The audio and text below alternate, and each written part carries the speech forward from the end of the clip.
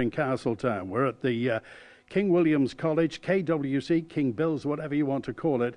And here I'm delighted to say, with students from King William's College, it seems an absolute age since the week before lockdown we were live at QE2 in Peel. And we were mentioning something that just might be coming across the European continent. It started in China the back end of last year, and we thought, well, will that ever come here? Well, we'll see what the students of King William's College have to talk about regarding that and everything else. And I want to start with Rory is first with us. Rory, good to talk to you. COVID-19, have you made any sense at all of the past 6 months? It's been a bit of a blur, to be honest. I mean, it seems like yesterday that I was sat in the Barovian in the dinner hall with Mr. Buchanan saying, "You're not coming back to school. School is now an online presence for the next 6 months." Do you remember your first thought? I thought, because I was the year of the GCSEs, I thought primarily what's going to happen to them, and things led to one into another very, very quickly, and a week later we were having no GCSEs. And what was the opinion, what was the feeling amongst your year group? About the lack of GCSEs? Yeah. You could say relief to a certain extent, but surprise as well, because it was almost a sense of you've worked that hard for almost there to be no almost sort of satisfaction of an end reward. But at the same time, we do have to just accept that the results we got were the results we got. And what's the situation now regarding your exams and heading for IB? As far as we're aware, they're the GCSEs that we got, and they're into IB. It's just a case of looking forward into the IB and seeing what we can do from there. What were the online lessons like? As year 11s, we didn't actually have any online lessons because we weren't in school. What did you do? What did we do? Well, what did we do? Well, I felt that we just had time.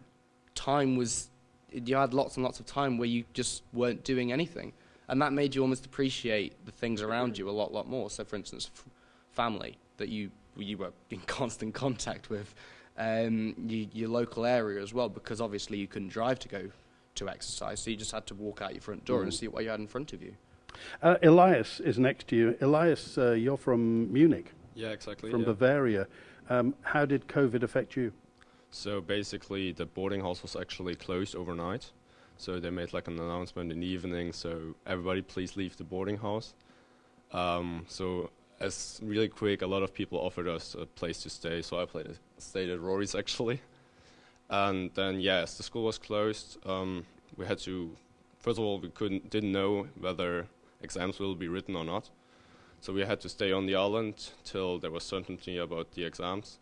And then as soon as the exams were cancelled, we tried to find a flight back, which was kind of tough though. When did you get back to Germany? I think like 2 weeks after the school was closed. Yeah. And what did your folks in Bavaria make of all this? So in Germany, first of all, the first few weeks, everything was locked down.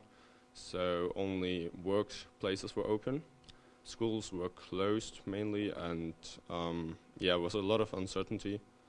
Of course, the masks were pretty fast established, and yeah. And when did you come back to college? What?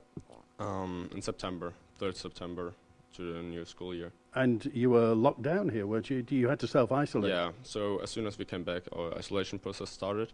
We are isolated in Kolbim, our boarding house. So we had small bubbles actually, so it was kind of more relaxing for us. So we had like some social interaction at least, where we didn't have to be alone. And yeah, we did that for 2 weeks. Tell me, what was the atmosphere like in Germany in the summertime? So yeah, as I said in the beginning, everything was locked down. But as Germany didn't have too bad numbers as England, for example, it relaxed a bit in the end. So in the end, we were allowed to meet up with like 50 persons again.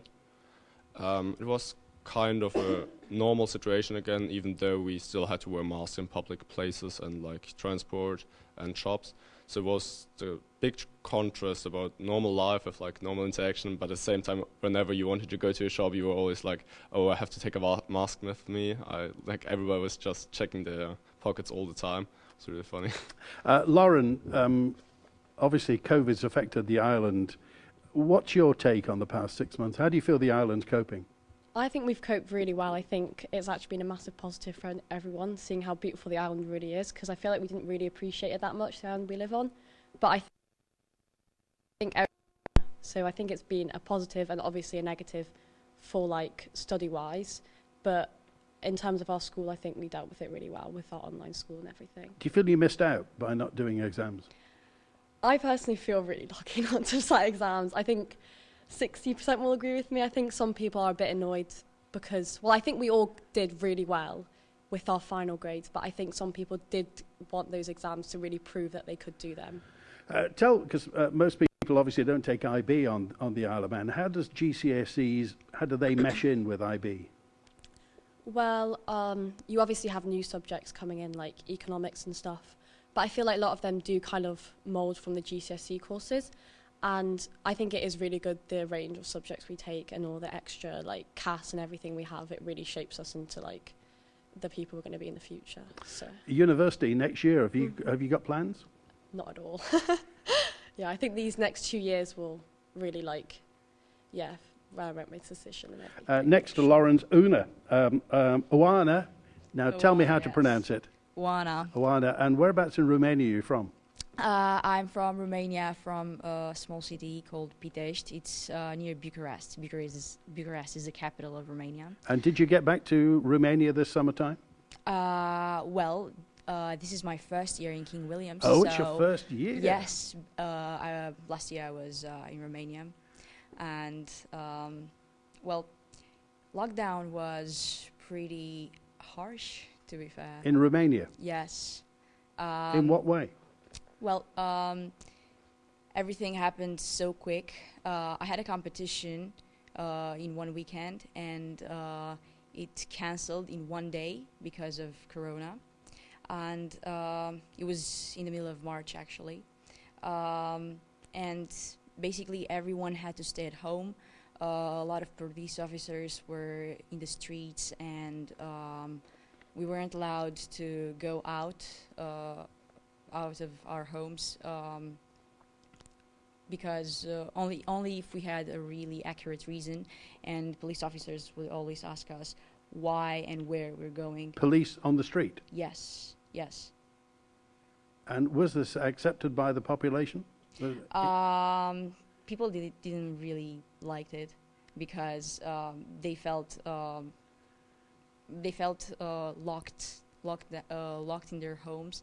As if it was prison somehow, but it was very effective for Romania because when the first wave came in the whole world, Romania was very good. We had about 50 cases a day during March, April, May, when everywhere in the world there were more than that, like thousands of cases. However, now there are about 2,000 cases a day.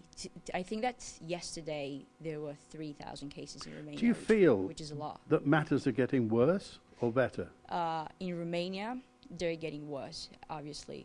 From 50 cases to 3,000, it's a big step. And I think that at the beginning of the week, those who want to come to Romania had to go in quarantine for 5 days, I think. And now I think that they decided on Tuesday to have 14 days of quarantine for those who want to come now, Romania. to Ava. Ava lives on the Isle of Man, but is Canadian. Is that right, Ava? That is correct. Okay. And how do you feel the Isle of Man's handled this past 6 months? Because nobody knew what was going to happen, did they? No, it's been interesting to observe compared to other countries what they've been up to. I think all in all, most people agree with me. They did an amazing job.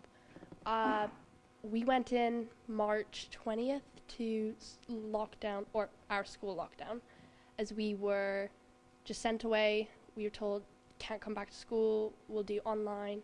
GCSEs may or may not be on. Obviously, that was a huge factor. Did you do for us. online lessons?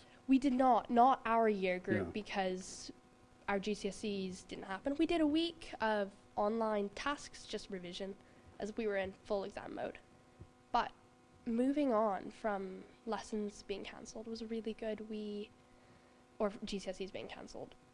I actually had an international student staying with me until he could leave the island. And it was interesting. The family, the international student, we all embraced each other's culture. We got to know a whole new family and really got to know each other. Did you ever feel scared about the situation that the island's in? Yeah, I was worried about what might happen to all of us if we'll be returning to school, or even my family back in Canada. I was worried about them, as I've got some older relatives and I wasn't sure how the situation would evolve or when I could see them again. But I know the relief June 16th when we got let off lockdown and we could go. I think that day I went and met all my friends and we had lunch or a picnic or something. Just being with each other, there's something bizarre about not having that human encounter. So you think that the lockdown taught us to appreciate each other a bit more, perhaps? I think it did. I really think it did. You take things for granted. Even the thought of traveling across, it seems so freeing right now. We're all quite content here. We realize the position we're in. When you look at the news and you see how poorly some other countries are getting on right now, COVID cases worldwide are going up. But I think everyone's grateful to be where we are, and the government's done well with it. Ben, how did you keep up with how COVID was progressing? Did you watch television, listen to radio, read newspapers? How did you keep up to date? I think it mainly came down to just on the government website, but also my parents. I think it was always a daily task for my parents to tell the family what exactly the cases were, what the situation was. But I think that on the news, on the radio, to hear that we were going to come out of lockdown was a great relief. But it was mainly the government websites and then hearing from an official source what exactly the cases were, what our situation was. Have you any idea what's going to happen in the future? Do your parents tell you, do you talk about what may happen in the future? Because they're talking about this going on the other side of Christmas now. Yeah. I think we've definitely come to an understanding that this is going to be, it's had a lasting impact and it will forever, there'll be an impact forever, sorry. And I Forever, think you think? Forever. I think on the way that we communicate, on the way in which we might travel or not travel. I think Zoom calls have obviously been taking precedence in offices and in families even, I think. And so that lack of need for transport and that lack of need for travel is something which will impact economies but also impact people's lives, I think. Do you think we could be seeing the end of mass air transport?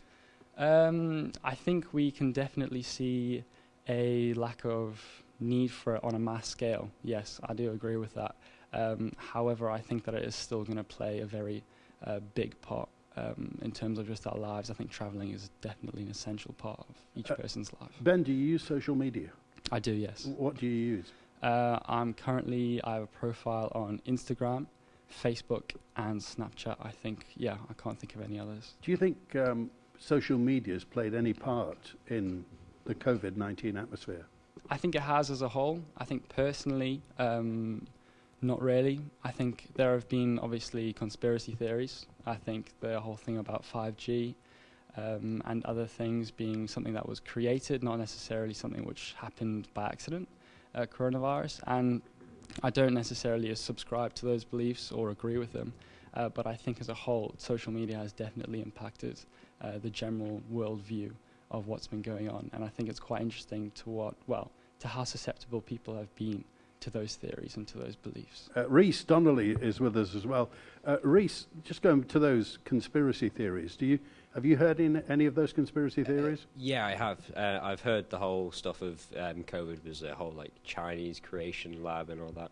And same with Ben, I don't particularly subscribe to them and believe in them. But I also believe that social media has sort of created a panic, to say. I think that the way that COVID was sort of dealt with by the media was sort of poor in terms of the whole bulk buying in Tesco. I think that got a bit out of hand. Why did that happen? I'd say the media I wouldn't directly blame the media, but people just became panicked because they were reading things and like cases and everything that was happening in the UK and how you just couldn't travel anywhere. So then people just started to panic and bulk buy like tissues and Pasta. yeah. And beans, yes, which wasn't necessarily like needed because I've been talking to a couple of friends who I have who part-time work in Tesco, and they were saying that the bulk buying's kind of already started, and Tesco have like started putting a limit on tissue paper again, just because there's been like 1 or 2 confirmed cases which are isolated on the Isle of Man as well. So I think it's interesting where people's priorities lie: baked beans, dry pasta, and loo roll. Yes, yeah, but obviously they're all perishable goods as well, non-perishable. Yeah. So, it's been quite interesting to look at how people have interacted with each other, and as people were saying, they've gotten a lot close with their family. And I've got family who live in England, so I've been able to talk to them and keep up with them. And I've been a bit concerned because obviously, you don't know if they're living fine or if they're, contracted a case.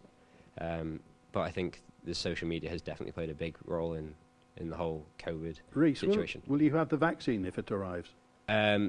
Yes. I was recently watching the American debate, and there was this. There was a whole thing of if it's verified by scientists, then yes, I'll get it. But if it's verified by a few people, then probably not. Because there was that whole thing a couple of weeks ago that Russia apparently have a vaccine, and Vladimir Putin's got his daughter on it. But if it's factually like verified by scientists, then yeah, I'll be trying to get it. Sophie is with us. Good afternoon, Sophie. Good afternoon. You've been absorbing everything people have been saying here as well. Yeah. Would you have the vaccine if it arrives? I would. I think I would do some research into it, see what it all comes down to is if it's safe and if it's going to be effective, then yes, I will. I think the priority with vaccines has to be the people who are most vulnerable, so it would be whatever the situation is at the time. Do you think the Isle of Man government's handled the situation well over here? I think they've handled it really well, actually. I think having that lockdown at the beginning, cutting everything out and I think the Isle of Man population have been really good at actually self-isolating, making sure that everything is okay. And I think having that period of lockdown really, in the long run, has helped a lot. Does that surprise you, that a mass of people normally used to having freedom-filled lives suddenly agreed and just locked their doors? I think it was a really good display of the Manx population and how in these sort of hard times we all come together.